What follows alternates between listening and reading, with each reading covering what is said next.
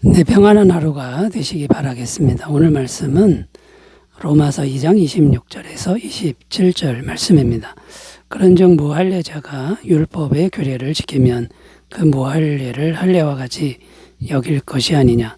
또한 본래 무할례자가 율법을 온전히 지키면 율법 조문과 할례를 가지고 율법을 범하는 너를 정죄하지 아니하겠느냐. 아멘. 오늘 말씀의 내용은 유대인들에게는 다소 충격적인 내용의 말씀이 됩니다. 어떤 내용이냐면 무할례자가 율법을 지키면 얼마든지 구원받는다, 이런 내용이고요. 또 어떤 내용이 있냐면 무할례자가 율법을 지키면 할례를 받았으나 율법을 어기는 그 할례자를 정죄할 수도 있다. 이런 내용의 말씀입니다. 이 말씀이 충격이 되는 이유가 뭐냐면 당시 유대인들은 유대인들은 할례자들이고 무할례자들은 이방인을 말하는 거죠. 무할례자들은 무조건 구원이 없다라고 생각을 했습니다. 그리고 할례자인 자기들은 무조건 구원을 받은 존재다, 이렇게 생각을 했던 것입니다. 이걸 조상 대대로 믿어왔는데 지금 바울이 그 생각이 잘못됐다라고 말을 하기 때문에 충격이 되는 겁니다. 유대인들의 이런 생각은 일종의 기득권적인 생각이라고 말할 수 있는데요. 이 기득권적인 생각이라는 게 뭐냐면 할례를 받았기 때문에 구원은 이미 자기 것이다, 내 것이다, 이렇게 생각하는 것이 기득권적인 생각이라는 겁니다. 할례를 받았으니 구원은 이미 내 것으로 확보됐고 이거는 절대 빼앗기지 않는다. 이게 기득권적인 생각이라는 거고요. 무할례자들은 할례를 받지 않았기 때문에 절대로 우리의 기득권을 얻지 못할 것이다, 이렇게 생각했다라는 겁니다. 이런 생각들은 구원의 참된 의미를 잘못 이해하고 있는 생각인데요. 왜 이런 생각들이 잘못된 생각인지를 오늘 함께 생각해 보면서 우리의 신앙을 돌아보는 시간이 되었으면 좋겠습니다. 구원이라고 하는 것이 기득권이 아니라는 거. 왜 그러냐면요, 구원은 과거형이 아니라 현재형이기 때문이다라는 겁니다.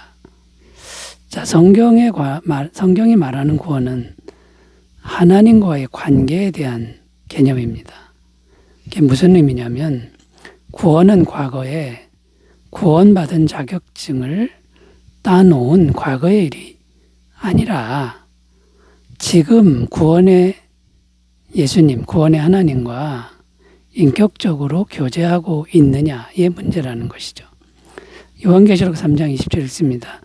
볼지어다 내가 문 밖에 서서 두드리노니 누구든지 내 음성을 듣고 문을 열면 내가 그에게로 들어가 그와 더불어 먹고 그는 나와 더불어 먹으리라.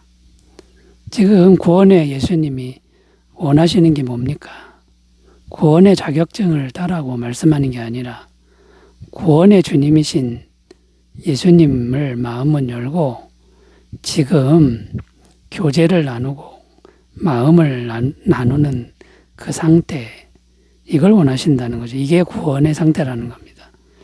요한복음 1장 12절에 읽습니다. 영접하는 자, 곧 그 이름을 믿는 자들에게는 하나님의 자녀가 되는 권세를 주셨으니. 영접한다, 믿는다라는 단어가 현재형인데요. 계속 지금도 영접하는 거고 믿고 있는 상태를 의미합니다. 그러니까 이 구원이라는 개념은 과거의 일이 아니라 현재형이라는 겁니다. 현재 일이라는 거고 진행되는 그런 개념이라는 거죠. 그런데 당시 유대인들은 이렇게 생각을 하지 않은 겁니다. 할례를 받았으니 자기들은 이미 구원을 확보했다, 이렇게 생각한 겁니다. 그러니까 구원은 흔들리지 않는다, 자격증을 따놓은 과거의 일로 생각을 한 겁니다. 그리고는 율법을 지키는 노력은 하지 않았다는 거고요. 율법만 가지고 있으면 된다, 율법을 계속 듣기만 하면 된다, 마찬가지로 할례를 받기만 하면 된다. 이렇게 생각을 했다라는 거죠. 그리고 충분히 구원을 받았다라고 철석같이 믿었다라는 겁니다. 자, 성경은 무엇을 구원이라고 말씀하는 것이냐면 과거에 할례를 받은 것이 구원이 아니라 지금 현재 하나님을 경외하며 순종하고 있어야 구원이다. 그러니까 구원은 현재형이다라는 겁니다. 그리고 진행형이어야 된다라는 것이죠. 또 어떤 것이 구원이라고 말씀하고 있냐면 지금 하나님의 말씀을 지키고 있는 것이 구원이다. 이렇게 말씀한다라는 겁니다. 물론 말씀을 완벽하게 지키지는 못합니다. 그러나 말씀을 완벽하게 못 지켜도 살아계신 하나님, 그 하나님을 지금 현재 만나고 교제하고 있다 그러면 말씀을 지키려고 노력하는 것이 맞다라는 거고요. 말씀을 지키다가 못 지키면 나머지는 하나님이 도와주시고 해결해 주시고 채워주신다라는 겁니다. 이렇게 인격적인 관계라는 거죠. 하나님은 우리가 말씀 못 지키는 걸 압니다. 그러나 말씀을 지키려고 하는 것도 아십니다. 자, 여러분, 과거에 하나님을 믿었어도 지금 현재 하나님과 예수님과 교제하지 않는다 그러면, 또 말씀에 순종하지 않는다 그러면 그건 잘못된 구원론이라는 거. 여러분, 이것을 꼭 기억하셨으면 좋겠습니다. 에스겔 33장 13절 읽습니다. 가령 내가 의인에게 말하기를 너는 살리라 하였다 하자 그가 그 공의를 스스로 믿고 죄악을 행하면 그 모든 의로운 행위가 하나도 기억되지 아니하리니 그가 그 지은 죄악으로 말미암아 곧 그 안에서 죽으리라. 그러니까 여러분, 과거의 기득권적인 구원의 개념을 잘 버리고 지금 순종하는 구원의 길로 들어오셨으면 좋겠습니다. 자, 두 번째로 가보겠습니다. 구원이 기득권이 아니다라는 이 의미가 어떤 걸까요? 또 어떤 의미가 담겨 있을까요? 구원은 계급이나 권리가 아니라 겸손과 섬김이다라는 겁니다. 자, 구원을 기득권적으로 생각하는 사람들의 모습이 또 어떤 게 있냐면 구원을 계급으로 생각한다. 무슨 권리, 권세로 생각한다라는 겁니다. 당시 유대인들이 어떻게 생각했냐면 나는 할례를 받았기 때문에 이미 구원을 확보했다고 생각하고는 자기들은 특별한 존재다. 이렇게 생각했고 이제 무할례자들은 이제 버림받은 존재, 부정한 존재로 생각했습니다. 그러니까 자기들은 영적으로 특별하고 우월한 존재라고 생각했고 거룩한 존재로 생각했다라는 겁니다. 자, 기독권적인 개념으로 구원을 생각하는 사람들은 이렇게 자꾸 계급의식을 갖고 차등의식을 갖는다라는 거죠. 그런데 성경이 말하는 구원은 어떤 것입니까? 성경이 말하는 구원은 내가 대단한 존재이기 때문에 구원을 받은 게 아니라고 말씀합니다. 로마서 5장 8절입니다.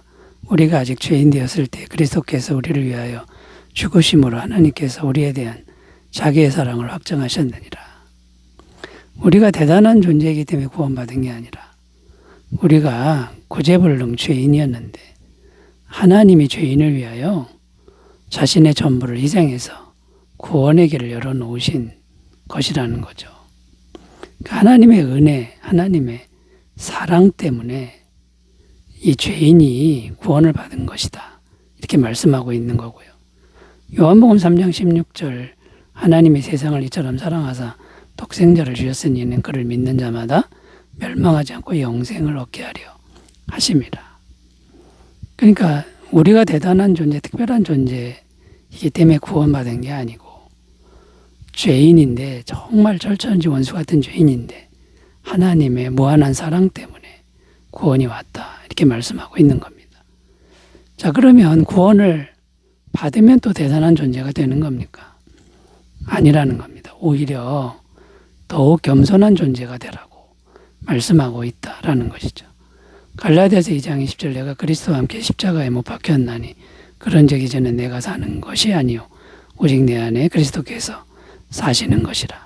이제 내가 육체 가운데 사는 것은 나를 사랑하사 나를 위하여 자기 자신을 버리신 하나님의 아들을 믿는 믿음 안에서 사는 것이라. 구원받은 이후에 예수님을 마음에 모셨으니 나는 죽은 자처럼 없는 자처럼 이렇게 정말 겸손하게 살아가라고 말씀하고 있는 것을 꼭 기억하셨으면 좋겠습니다. 자, 세 번째로 가보겠습니다. 구원은 기득권이 아니다 라는 의미는 또 어떤 것이 담겨 있을까요? 세 번째는 구원은 지식이 아니라 생명이기 때문이다 라는 겁니다. 성경적인 구원을 생각할 때 지식적인 부분이 분명히 있습니다. 그리고 굉장히 중요합니다. 일단 복음의 내용을 알아야 예수님을 믿게 되는 거 아니겠습니까? 그러니까 지식이 있어야 구원이 가능한 게 맞습니다. 자, 그런데 문제가 뭐냐면 이 예수님에 대한 지식을 아는 것으로 그치면 안 된다라는 거고요. 지식을 알고 난 다음에는 살아계신 예수님과 생생한 교제, 생생한 만남, 여기까지 가야만 구원이다라는 겁니다. 그러니까 복음의 지식은 예수님을 소개하는 문서라고 한다면 실제로 믿는 것은 살아계신 예수님과의 실제적 만남을 의미하는 것이다 라는 겁니다. 예수님은 어떤 분이라고 성경은 말씀합니까? 예수님은 지식이 아니라 영원한 생명 그 자체이신 분이다 이렇게 말씀하고 있습니다. 요한복음 14장 6절 예수께서 이르시되 내가 곧 길이요 진리요 생명이니 나로 말미암지 않고는 아버지께로 올 자가 없느니라. 예수님이 생명 그 자체이신 분이다. 그 생명이란 지식이 아니라 생명 그 자체다라는 거고요. 요한일서 5장 11절 12절 더 증거는 이것이니 하나님이 우리에게 영생을 주신 것과 이 생명이 그의 아들 안에 있는 그것이니라. 아들이 있는 자에게는 생명이 있고 하나님의 아들이 없는 자에게는 생명이 없느니라. 여러분, 단순히 지식이 아니라 살아 움직이는 모든 걸 살리는 생명 그 자체이신 분과의 만남이 이게 진정한 구원의 상태라는 것입니다. 자, 그러니까 이제 우리가 예수님을 이제 믿었다. 이것은 생명 그 자체인 분이 우리 안에 들어온 것인데 생명이 우리 안에 들어오면 우리는 가만히 있을 수가 없다는 거죠. 왜냐하면 생명력이 우리 안에서 계속 움직이기 때문이다라는 것이죠. 자, 그러면 생명력이 움직이니까 당연히 우리는 지식만 아는 교만이나 또 무료한 그리고 정말 의미 없는 그런 삶이 아니라 살아있는 삶, 생명의 삶으로 바뀌게 되어서 우리의 삶이 달라지게 될 수밖에 없다라는 것이죠. 자, 여러분, 구원은 기득권이 아니라 지금 순종, 지금 교제, 지금 만남 이 방향으로 참된 구원의 방향으로 나가시기 바라겠습니다. 기도합니다. 하나님 아버지, 구원의 참된 상태, 생명의 상태를 잘 누리게 하옵소서. 예수님의 이름으로 기도드립니다. 아멘. 감사하는 하루가 되시기 바라겠습니다. 감사합니다.